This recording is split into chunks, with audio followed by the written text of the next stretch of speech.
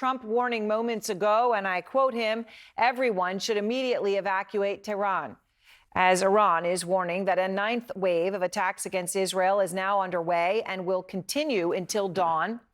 This is now the fifth night of attacks between the two countries.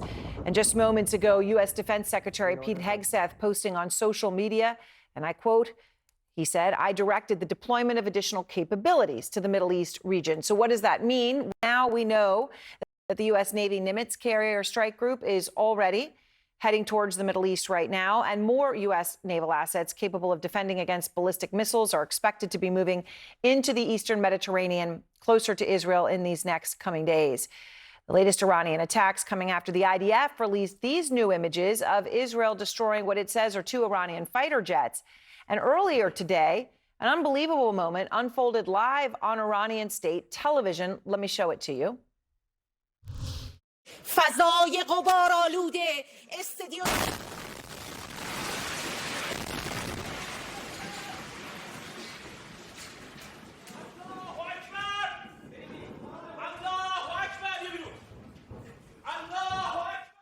I mean, it's stunning to even watch that. Israel hit the headquarters of Iran state media. Now, the IDF said that this wasn't a mistake. They said it was a precise strike based on intelligence that the building was being used for military purposes. Now, an Iranian source sent me these letters that Iran sent to the Secretary General of the UN and the UN Security Council earlier today, in which Iran demands immediate action following what it calls Israel's, quote, deliberate attacks on Iran's nuclear facilities. And the letter goes on to demand that the UN, quote, hold Israel and its accomplices fully accountable. Now, the accomplices, the use of that word is a very thinly veiled reference to the United States. But while the U.S., of course, backs Israel at this point, clearly the two countries are not entirely on the same page, as sources tell CNN, that President Trump opposed an Israeli plan to assassinate the supreme leader. But Israeli Prime Minister Benjamin Netanyahu refused to take that option off the table today. It's not going to escalate the conflict. It's going to end the conflict. Lauren Lieberman is out front in Tel Aviv to begin our coverage. And Oren, what is the latest that you're learning? As we understand, Iran is saying that missiles will be coming to where you are from now all the way till dawn. Well, we at least got some sense of that. Just a short while ago, we had to run to the bomb shelter downstairs in the hotel about 1 hour ago, where we spent 20 minutes there because of warnings of more incoming, including here to Tel Aviv in the heart of Israel. At least according to Israel's emergency responders so far, like Magen David Adom, there were no impacts, so either those missiles were intercepted or weren't able to strike the targets and hit in either military or residential areas. That being said, it's 2 in the morning here, so there are at least 4 or 5 hours until dawn, and we saw missiles incoming at about 4 in the morning last night, so there's very much the potential for more ballistic missiles and more drones as the night goes on here. Meanwhile, as you pointed out, Israel has continued its strikes in Iran and in Tehran. In addition to hitting Iran's state broadcaster, they took out 2 aircraft on the ground and have continued to go after other targets as well. Prime Minister Benjamin Netanyahu has said so far Israel's strikes against Iran's nuclear facilities have set the nuclear program back many, many years. He wouldn't give a specific number on anything like that, how much they really have damaged the nuclear program.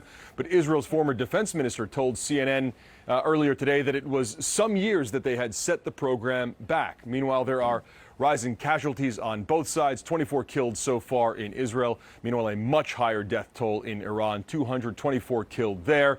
And it doesn't look like this is going away anytime soon. Iran has vowed it will not negotiate under attack.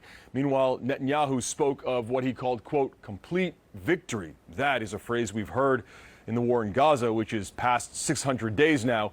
And this fight, although it's incredibly early here, shows no sign of an off-ramp right now, no matter what President Donald Trump promises about perhaps finding a way to end this conflict, quote, soon.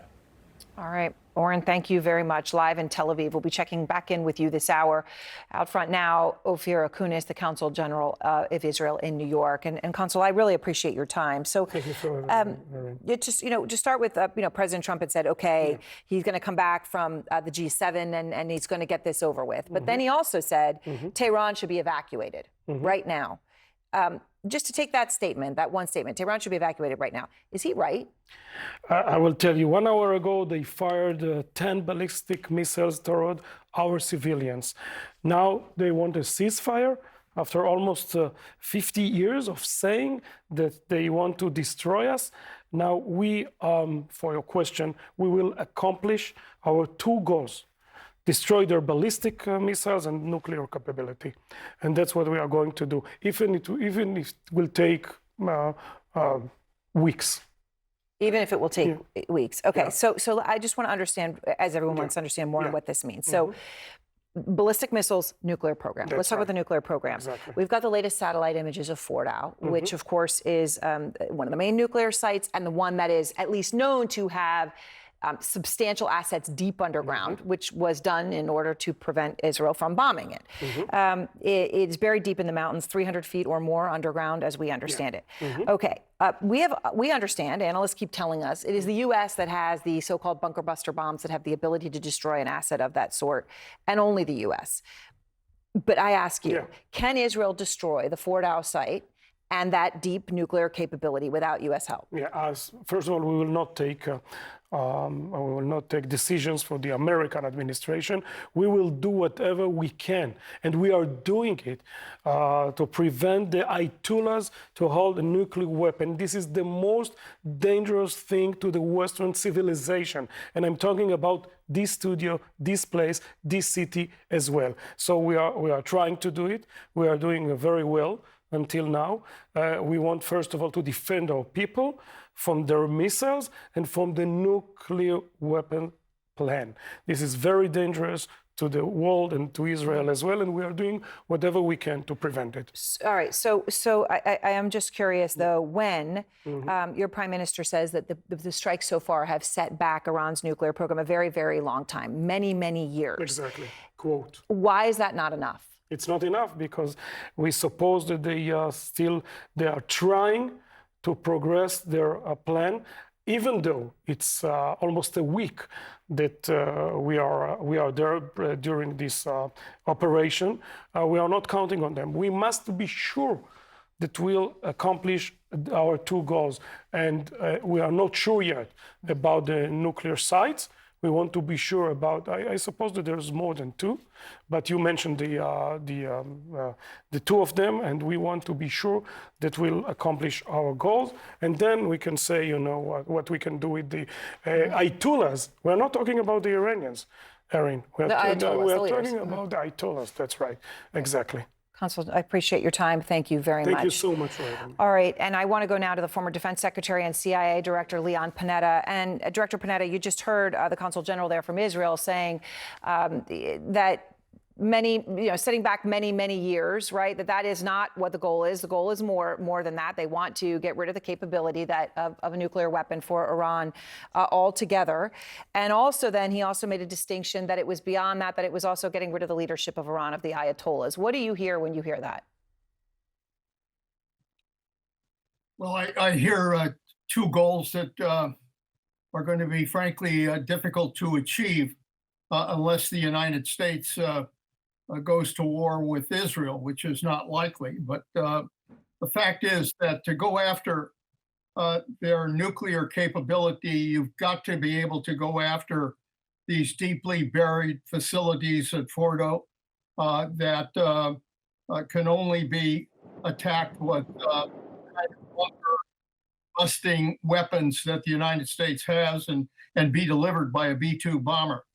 So to totally be able to wipe out their nuclear capability is just not going to happen if it's left to Israel on their own.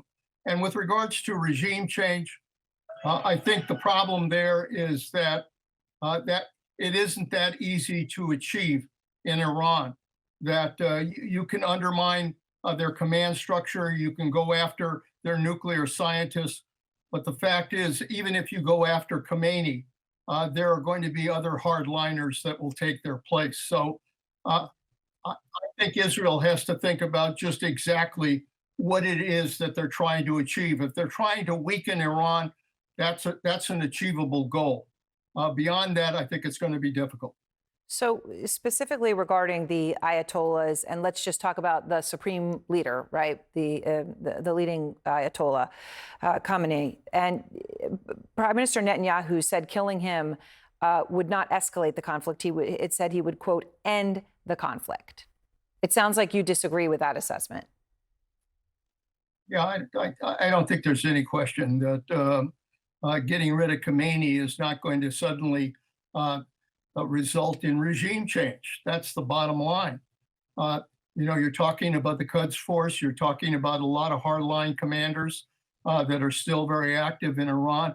And the fact is, the more Israel bombs Iran, the more the Iranian people will be concerned about trying to protect their own Iran against Israel.